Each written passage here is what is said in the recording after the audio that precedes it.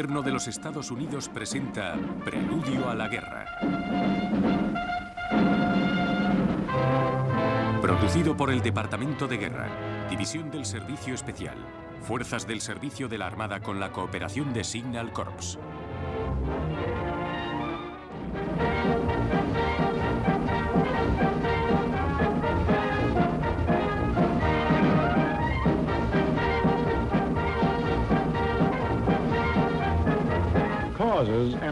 ¿Cuáles son las causas y la finalidad de nuestra entrada en la guerra? ¿Por qué nos hemos movilizado los estadounidenses? ¿Acaso es por Pearl Harbor? ¿Por esto luchamos? ¿O tal vez se debe a Gran Bretaña?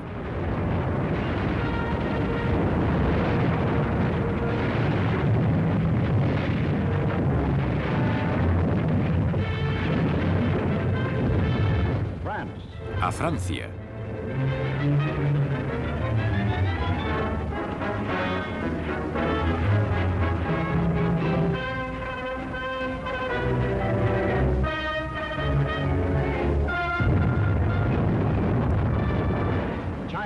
A China.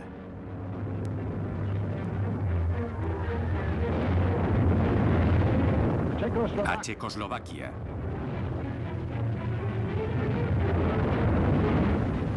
A Noruega.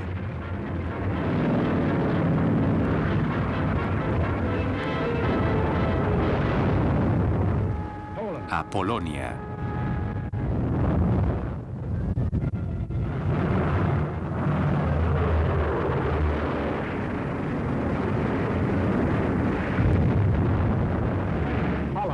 A Holanda.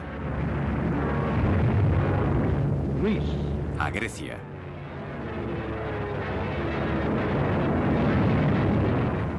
A Bélgica. A Albania. A Yugoslavia. O a Rusia.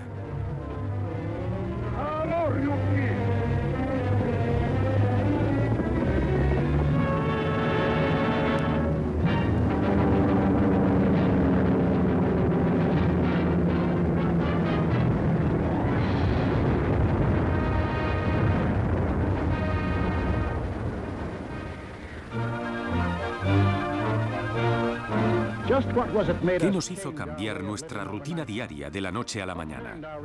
¿Cuál fue el motivo por el que nuestros recursos, nuestras máquinas, la nación entera tenían que producir más y más armamento, en vez de lo que acostumbrábamos a producir en épocas de paz?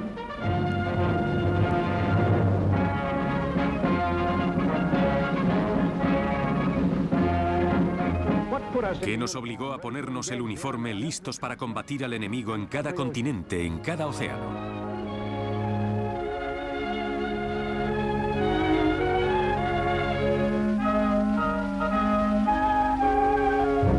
¿A qué se refería Wallace con las palabras mundo libre y mundo esclavizado? Veamos primero el mundo libre, el nuestro. ¿Cómo llegó a ser libre? Solo gracias a una incesante lucha inspirada por hombres visionarios. Moisés, Mahoma, Confucio,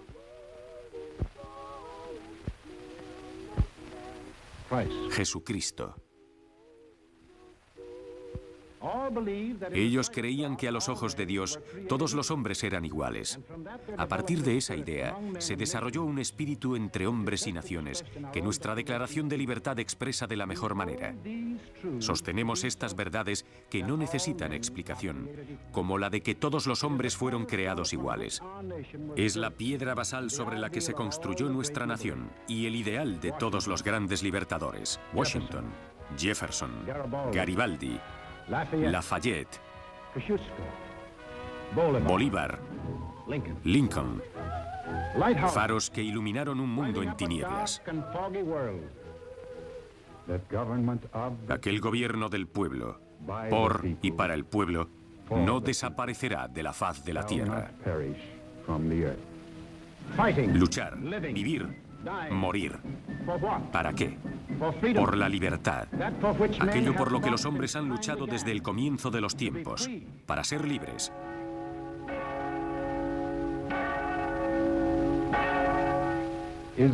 ¿Es acaso la vida tan preciada o la paz tan dulce como para pagar por ellas el precio de las cadenas y la esclavitud? No lo permitas, Dios Todopoderoso. No sé cuál será el camino que tomen los demás, pero en lo que a mí concierne, dame la libertad, o de lo contrario, dame la muerte.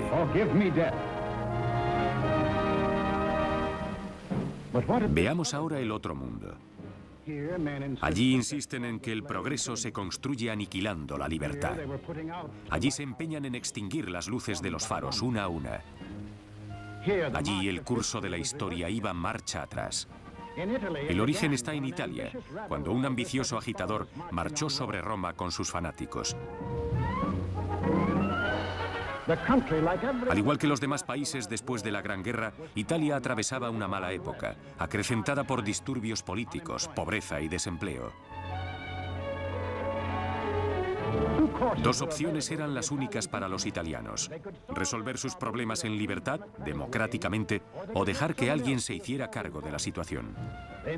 Cometieron el terrible error de escoger la segunda opción. Depositaron su fe y su confianza en este hombre. Creían que los representaba. En realidad, planeaba traicionarlos en favor de sus propios intereses y de los del grupo que lo respaldaba, del mismo modo que había traicionado antes a sus primeros partidarios.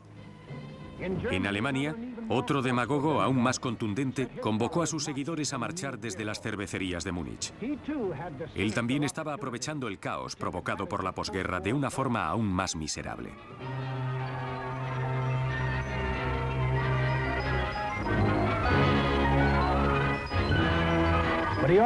Además, también contaba con algunas características propias de la personalidad alemana que pensaba aprovechar. En primer lugar, el alemán tiene una debilidad innata por las reglas y la disciplina.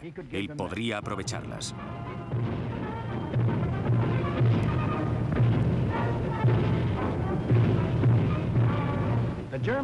El ejército alemán, y a través de él, su pueblo, nunca había aceptado la derrota de la Gran Guerra y estaban ansiosos por vengarse. Él también les prometió eso. Los ricos y los industriales poderosos temían perder su riqueza y su poder recién adquirido y estaban dispuestos a respaldar a quien los protegiera. También les prometió eso. Este hombre manipuló hábilmente a estos grupos enfrentándolos entre sí para beneficiarse con ello. Se dispuso a abortar sin miramientos a la recién creada República Alemana. En Japón no fue un hombre, sino un grupo que hizo primar sus intereses a través del emperador. Y para el pueblo japonés, el emperador es Dios. Aprovechando esta apasionada adoración al emperador Dios, no fue difícil despojar al pueblo de la libertad que nunca habían conocido. Estos pueblos entregaron su libertad y legaron su dignidad como seres humanos.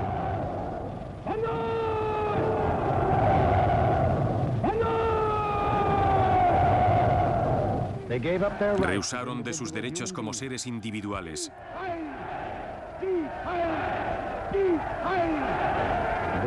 Para formar parte de la masa, se convirtieron en un rebaño humano.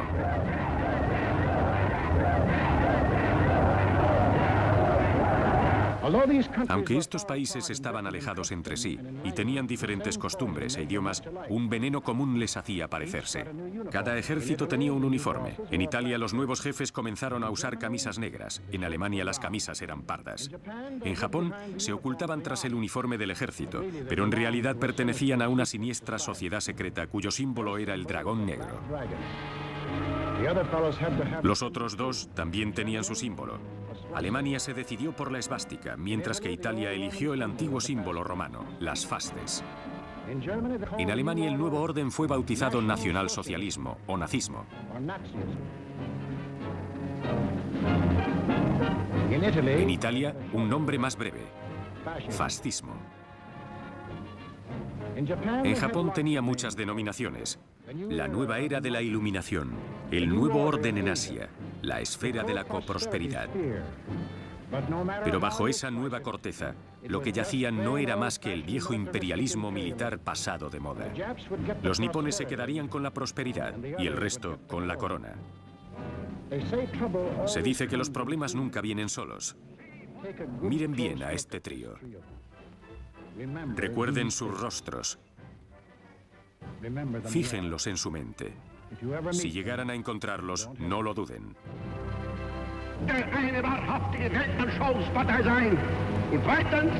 No piensen más y síganme, bramaba Hitler. Haré de ustedes los amos del mundo. El pueblo respondía, Heil.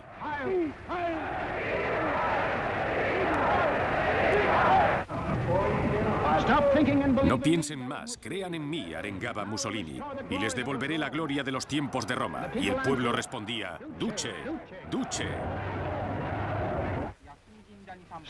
No piensen más y sigan a su emperador, Dios, afirmaban los caudillos japoneses. Y Japón gobernará el mundo. El pueblo respondía, Banzai. Los sistemas se asemejaban en que los organismos legislativos constitucionales renunciaban a su poder. El Reichstag en Berlín, la Cámara de Diputados en Roma, la Dieta en Tokio. Estos órganos representativos pasaron a formar parte del decorado. Solo sellaban papeles. Y aplaudían conjuntamente los discursos de sus líderes. Cada gobierno eliminó la libertad de expresión y de reunión. También eliminaron la libertad de prensa e instauraron medios de comunicación controlados por el partido. A través de sus ministerios de propaganda tomaron el control absoluto de teatros, cines y radios. Cada actividad cultural y cada canal de información estaba bajo el control de miembros destacados del partido. Se abolieron los tribunales independientes y los juicios con jurado. Se legitimaron jueces y tribunales dirigidos por el partido. También se abolieron los sindicatos y los derechos de negociación de los salarios.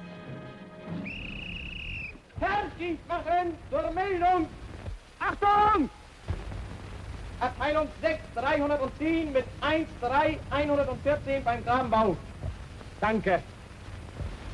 Heil! Lassen Sie weiterarbeiten. Weiterarbeiten! Y con el pretexto del patriotismo, se creó un sistema de trabajo basado en la esclavitud. Cada país era transitado por patrullas de policía secreta para hacer cumplir sus decretos.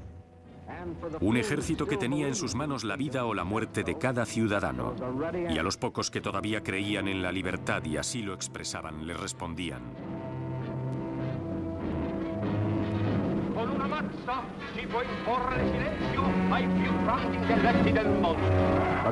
así se puede acallar a los más notables intelectuales del mundo. Esta era la traducción exacta de las palabras que estos camisas negras celebraban con júbilo.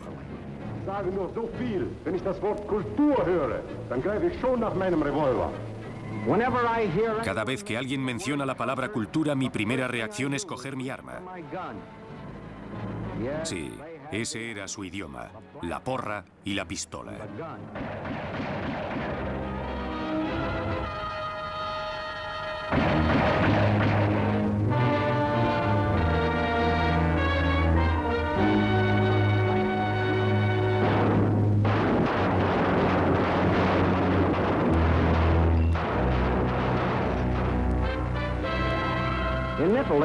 En Italia lo despacharon de otra forma.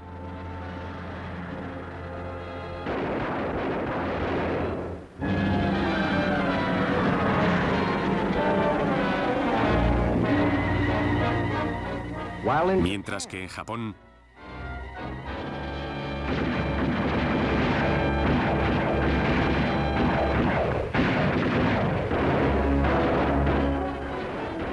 a esta lista pueden agregarse cientos de miles de personas que se opusieron al nuevo orden. Finalmente, solo queda un obstáculo.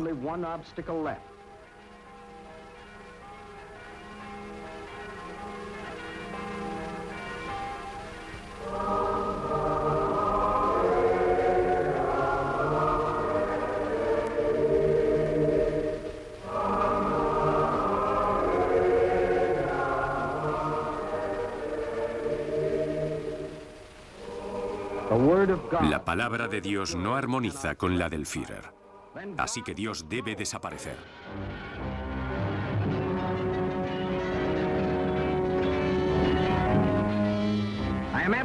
Tengo absolutamente claro y comparto el sentir del Führer de que tanto la Iglesia católica como la protestante deben desaparecer de la vida de nuestro pueblo. Eso dijo el doctor Alfred Rosenberg. Por si quedaba alguna duda de que también hablaba por el Führer, esto fue lo que ocurrió.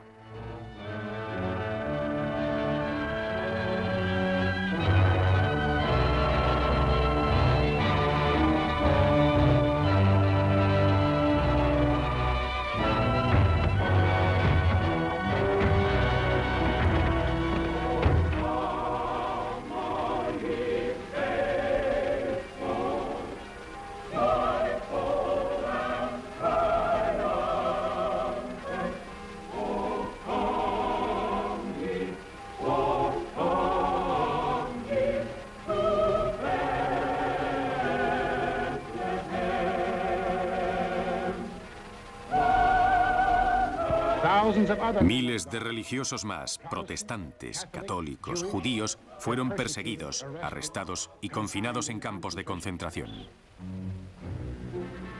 El Führer es el intermediario entre su pueblo y el trono de Dios. Toda palabra que él pronuncia es religión en el sentido más amplio. Solo en uno o dos aspectos admirables es posible comparar a Cristo con Hitler, porque Hitler es demasiado grande como para ser comparado con tan poca cosa.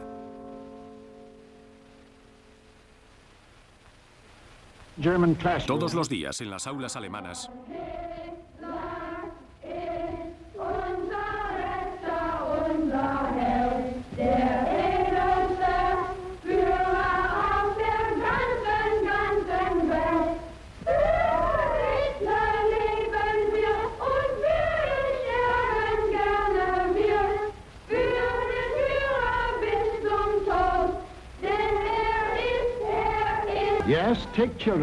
el objetivo era negar a los niños la fe de sus padres y enseñarles que el Estado es la única iglesia y que el jefe del Estado es la voz de Dios.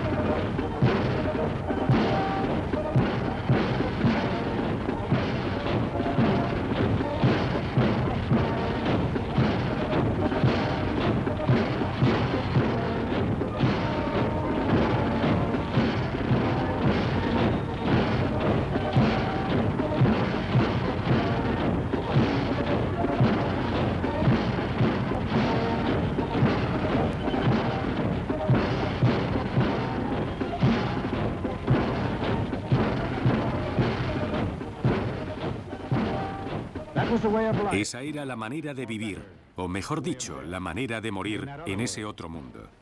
Ahora bien, ¿qué hay del nuestro? El mundo democrático. ¿Qué queríamos? ¿Qué hicimos al respecto? En primer lugar, queríamos la paz y la seguridad. Para demostrar nuestra sinceridad, en 1921 iniciamos la Conferencia sobre Desarme en Washington. El resultado fueron dos tratados de gran importancia. Uno para reducir el tamaño de las flotas británica, japonesa, francesa, italiana y estadounidense. El otro, el Tratado de las 9 Potencias, garantizaba la integridad de China. Casualmente, una de las potencias firmantes fue Japón. En 1929 firmamos el Pacto Kellogg-Briand, que aboliría la guerra y establecería los medios para zanjar disputas internacionales. Fue firmado por 47 naciones, entre ellas Alemania y Japón. President, I have the honor of handing you the London Naval Treaty. Faithful to our treaty. Leales a nuestras obligaciones,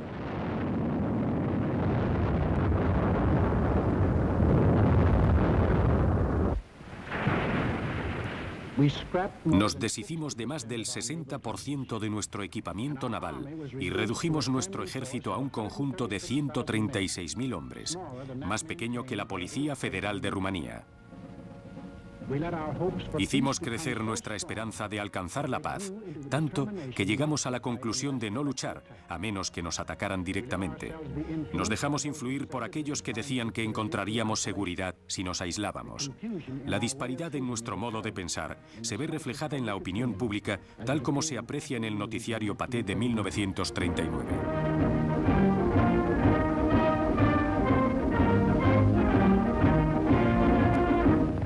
Another war, not for me. This time America should keep out, and I know I will. If war breaks out in Europe, I think that this country should heed the advice of its first president and avoid all foreign entanglements. I haven't the slightest idea of European affairs. In the event of war in Europe, I think we should stay out of it entirely. And all our efforts should be made to keep out of the fight. Let Europe fight her own battles. They mean nothing to us. We should mind our own business. By all means, no. Yes, fight. No. No. Yes. If my country calls, yes. No. Simplemente no quisimos comprender que nuestros problemas, tanto individuales como nacionales, dependían y siempre dependerán de los problemas del resto del mundo. Y hemos tenido muchos de los que preocuparnos, numerosos problemas, igual que Alemania, Italia o Japón, pero los encarábamos de manera democrática. Aprobamos leyes para dar a los trabajadores unos derechos que les pertenecían. Establecimos la seguridad social para los desempleados. Brindamos protección a todas las personas para cubrir sus necesidades y que no pasaran hambre. Organizamos el Cuerpo de Conservación Civil para ofrecer a los jóvenes trabajos útiles y saludables. Se creó un programa federal de obras que transformó la nación con nuevas carreteras, puentes y escuelas.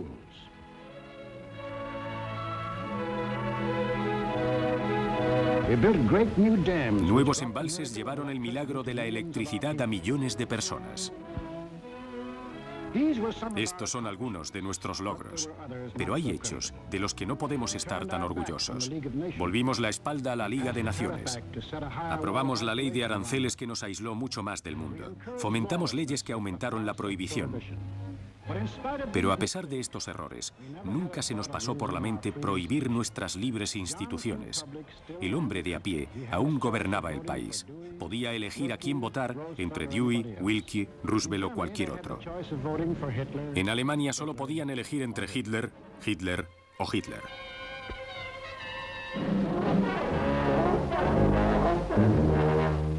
En nuestro país el hombre de a pie podía leer lo que quisiese. Aunque sabían que en otras partes del mundo quemaban los libros, se habrían reído si les hubiesen dicho que en su país podría ocurrirles lo mismo.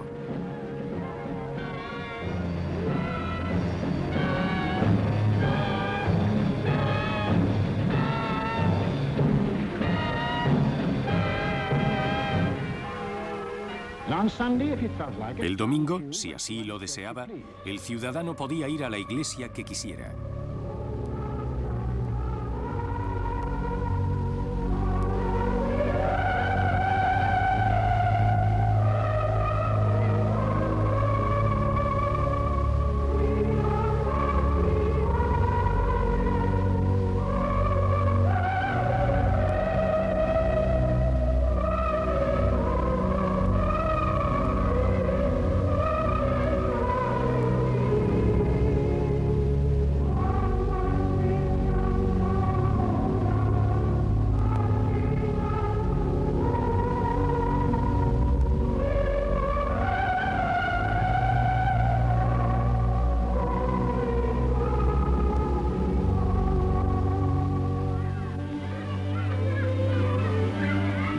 Por encima de todo, el estadounidense se deleitaba viendo crecer a sus hijos.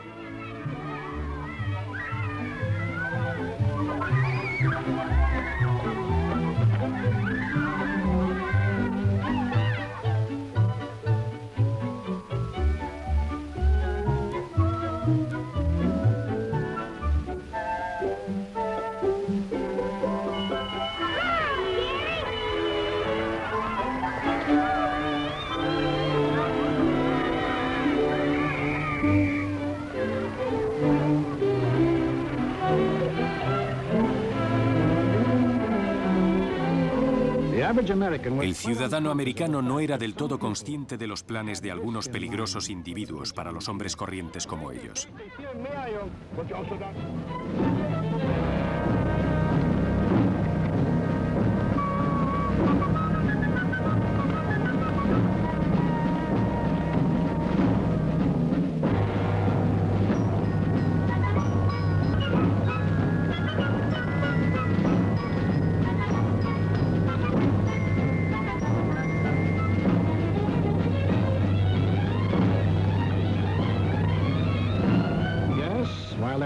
Mientras a sus hijos los entrenaban para matar, los hijos de los estadounidenses donaban sus ahorros para ayudarles a que tuvieran una vida digna.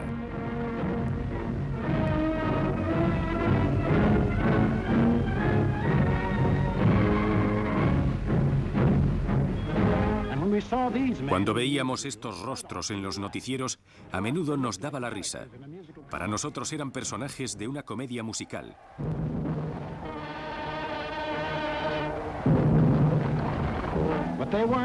Pero no eran payasos, ni eran graciosos. Iban totalmente en serio. Estaban dispuestos a conquistar el mundo. Y para conferir más gravedad a la situación, había 70 millones de japoneses, 45 millones de italianos y 80 millones de alemanes, todos ellos ilusionados con la misma idea.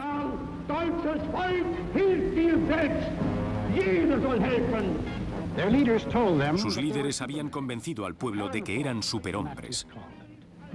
Los nazis se llamaban a sí mismos la raza superior, destinada a gobernar a todos los pueblos del mundo. Miren bien a estos hombres de rostro sanguinario. Se habían propuesto ser los amos de la raza humana.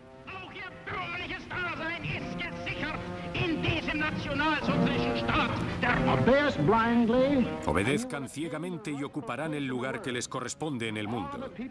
Todos los demás pueblos serán sus esclavos. Esto era lo que prometían. Los estadounidenses, los chinos, los rusos, los sudamericanos, todos los pueblos libres trabajarían para ellos y los harían ricos. ¿Quién se podía negar?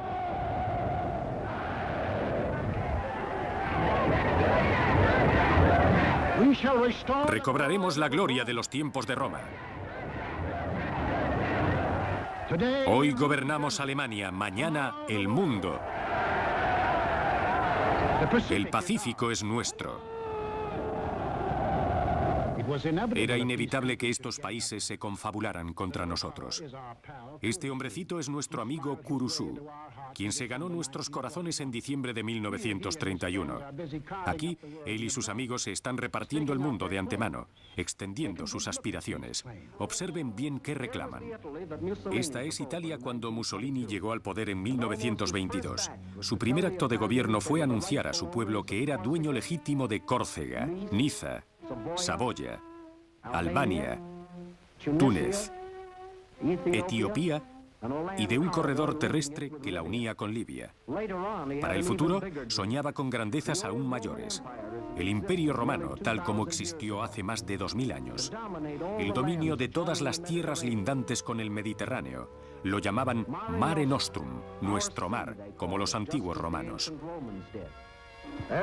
Los japoneses también tenían sus ambiciones. En 1920 habían invadido Formosa, Corea y la mitad meridional de la isla de Sakhalin. Luego, Kakuei Tanaka, el primer ministro, redactó con detalle sus propósitos en el Memorial Tanaka y se lo presentó al emperador el 25 de julio de 1927.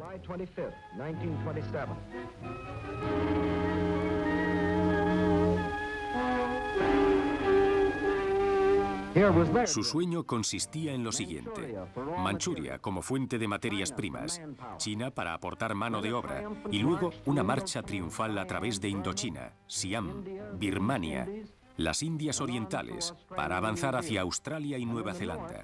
Al norte reclamaba la región de Rusia al este del lago Baikal. Así sería el nuevo orden asiático. Después seguirían hacia el este para aplastar a Estados Unidos y dar una verdadera forma a su esfera de prosperidad. Ahora veamos lo que los nazis reservaban para sí. Así era Alemania cuando Hitler subió al poder. Y esto es lo que deseaba. En primer lugar, Europa, bajo su dominio absoluto, político y económico. Le dejaría a Mussolini una parte del motín si se portaba bien. Luego avanzaría hacia el este, a través de Irán e Irak, tierras ricas en petróleo, hasta llegar a la India. También avanzaría hacia el sur, a través de África. Desde Dakar cambiaría de continente para reunirse con los miembros honorarios de la raza aria, que habían cruzado el Pacífico para asentarse en América del Sur. Simultáneamente cruzaría los países escandinavos para reunirse con los japoneses provenientes de Siberia para conquistar juntos los Estados Unidos. Lo único que nos quedaría sería Shangri-La, el paraíso perdido. Aunque también lo habrían reclamado si hubieran sabido dónde estaba. ¿Acaso pensaron que lo lograrían? Escuchen.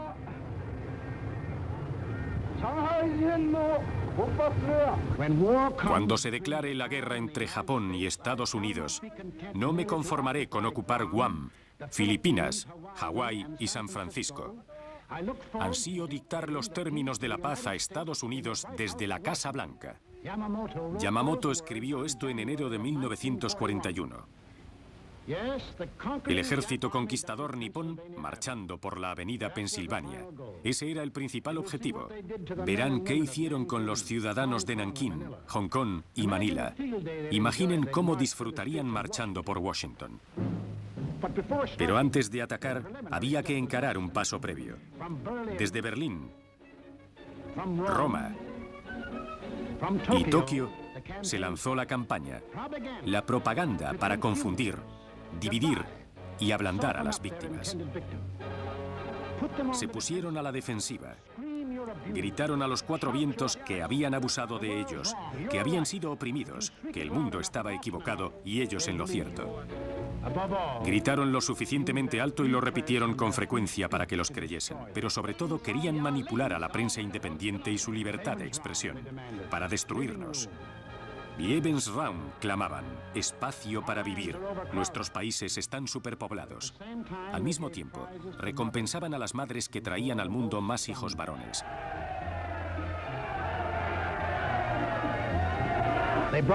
Reunieron a grandes grupos de hombres y mujeres jóvenes para procrear.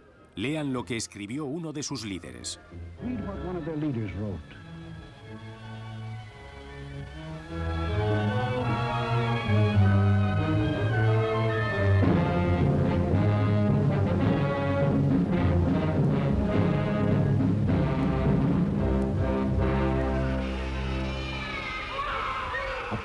Por supuesto, los niños, fruto de estas uniones, pertenecerían al Estado, que los entrenaría científicamente para la conquista.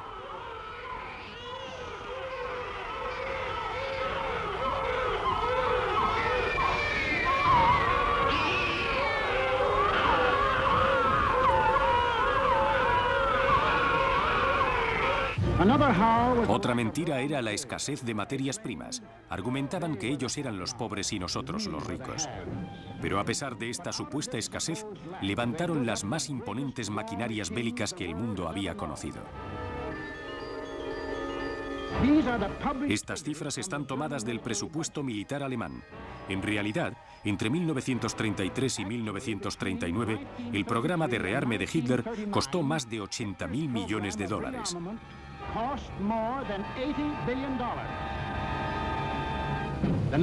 Solo los nazis armaron una fuerza de ataque de 30 divisiones Panzer, 70 divisiones motorizadas, 140 divisiones de infantería, más la Luftwaffe, la mayor fuerza aérea del mundo. Y eso que no contaban con materias primas. Piensen en todos los alimentos, los coches, los bienes sociales que los líderes de estos países podrían haber dado a sus pueblos si hubiesen destinado el dinero a la paz en lugar de a la guerra.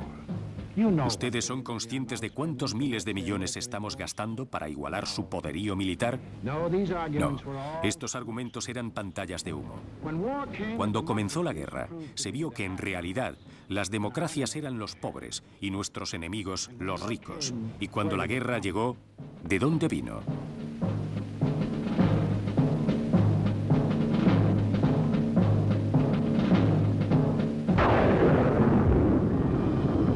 Recuerden esta fecha, 18 de septiembre de 1931. Habría que recordarla tan claramente como el 7 de diciembre de 1941, porque ese día de 1931 comenzó la guerra que hoy estamos librando. Fue en Manchuria, la provincia china más septentrional, a 9.600 kilómetros de San Francisco. Manchuria, el primer objetivo del Plan Tanaka. El 18 de septiembre, los japoneses, quienes por un acuerdo patrullaban los ferrocarriles de Manchuria, habían aumentado secreta e ilegalmente el número de guarniciones en la región.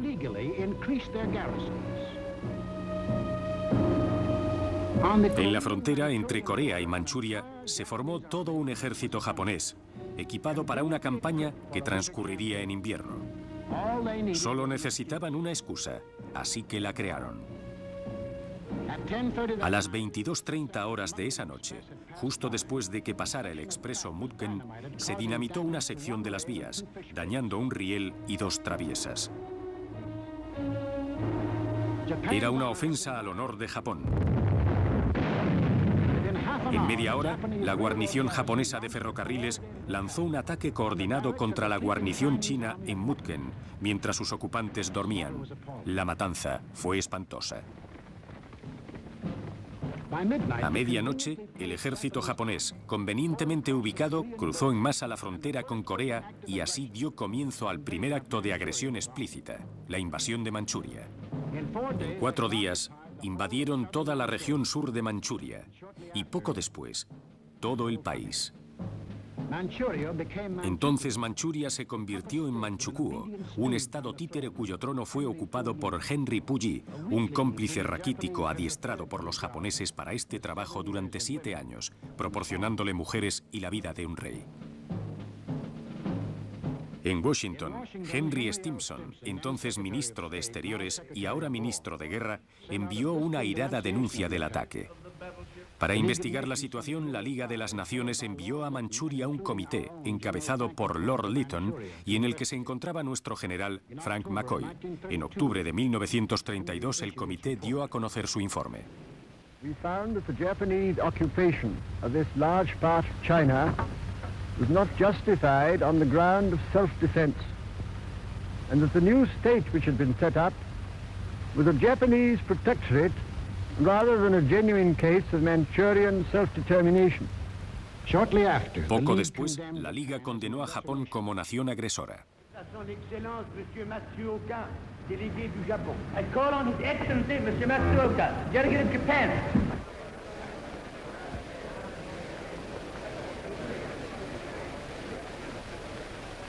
It is a matter of common knowledge that Japan's policy is fundamentally inspired by a genuine desire to guarantee peace in the Far East and to contribute to the maintenance of peace throughout the world. Japan, however, finds it impossible to accept the report adopted by the Assembly. Como respuesta a esta condena, sabiendo que solo era de palabra, los delegados japoneses sonrieron, recogieron sus maletines y se retiraron de la Liga. La moderna Manchuria había perecido. La seguridad colectiva estaba en peligro. Se había dado vía libre a los agresores. Nosotros y el resto del mundo sabíamos que había que detener y castigar a los agresores, pero no estábamos dispuestos a hacer los sacrificios necesarios para llevar a la práctica nuestra opinión. Era imposible convencer a un granjero de Iowa, a un conductor de autobús en Londres o a un camarero de un café de París de que debían ir a la guerra por una choza de barro en Manchuria. Sin embargo, el curso que tomó la historia deja claro que aquel incidente, a tantos kilómetros de distancia, es el motivo por el cual ustedes y millones de ciudadanos como ustedes llevan hoy un uniforme. Los nipones tenían Manchuria. Se había consumado la primera etapa del Plan Tanaka. La segunda etapa era la conquista de China. En 1932, sin previo aviso, los nipones atacaron la ciudad china de Shanghái.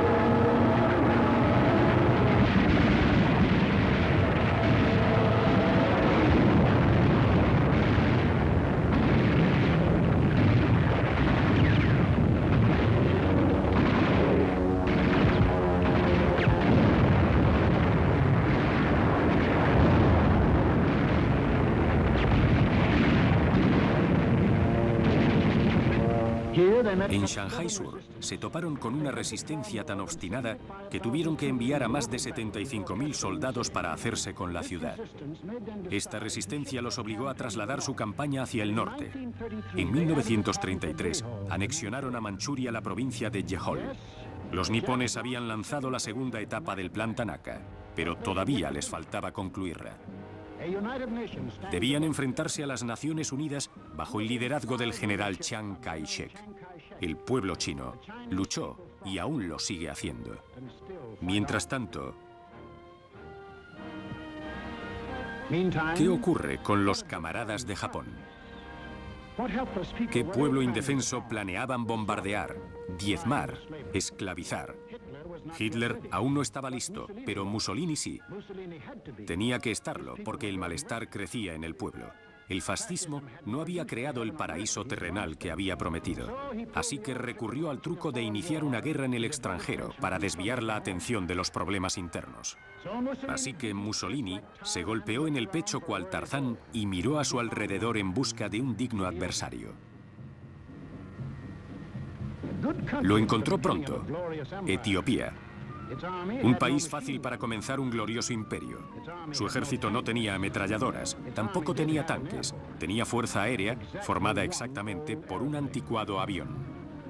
Un aeroplano contra la nación que había desarrollado la nueva teoría sobre la guerra aérea total.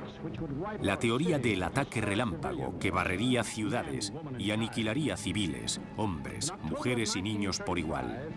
En octubre de 1935, siguiendo el ejemplo japonés, se provocó un incidente en un asentamiento llamado Walwal, cerca de la frontera entre Etiopía y la Somalia italiana. Una ofensa para el honor de Italia. Mussolini rechazó todo intento conciliador y movilizó a su ejército a través del Canal de Suez para invadir al indefenso país. El emperador etíope Haile Selassie se presentó ante la Liga de las Naciones.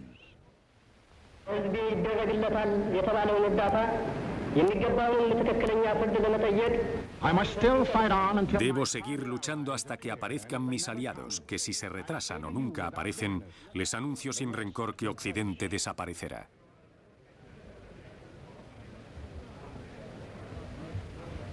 Algunos miembros de la Liga, con desgana, dejaron de comerciar con Italia, pero se opusieron a emplear lo único que detendría a cualquier agresor, la fuerza. Etiopía fue abandonada a su suerte. Los líderes nativos prometieron su lealtad al emperador.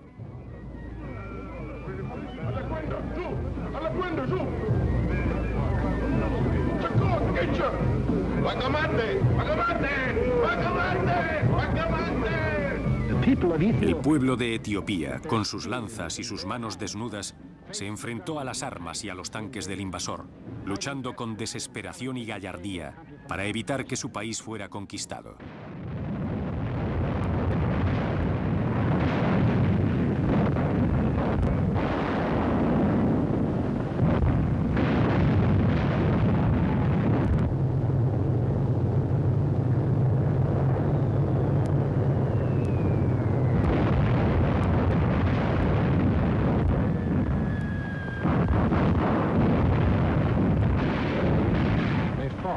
Lucharon y murieron.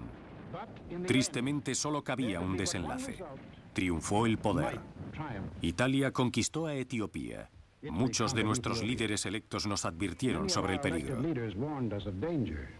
Without a declaration of war and without warning or justification of any kind, civilians, including vast numbers of women and children, are being ruthlessly murdered with bombs from the air. Nosotros nos sentíamos seguros con los dos océanos que se interponían entre nosotros y el resto del mundo. No nos dábamos cuenta de que la época en que se tardaba meses en cruzar estos océanos había cesado. Ahora los buques de vapor habían acortado esos meses a días y la superficie de la Tierra podía recorrerse en unas horas. Sí, éramos una nación que deseaba la paz, pero aún no éramos conscientes de que nuestra paz dependía de la paz del resto del mundo. Nadie se arriesgaría a ir a una guerra por unas hectáreas de tierra seca en Etiopía, ni tampoco se molestaría en luchar por unas tierras similares en Manchuria. Ante la visión de nuestra actitud, los agresores estaban seguros de que podrían alzarse con lo que tanto ansiaban. Japón había emprendido su marcha hacia la conquista. Italia había empezado a construir su nuevo imperio. Pasemos al tercer facineroso. ¿Qué pasa con él? En nuestro siguiente documental veremos cómo se unió a sus socios en esta empresa. Esta es la razón por la que luchamos, para evitar la obsesión de unos pocos por controlar el mundo. Es el enemigo más antiguo de la libertad.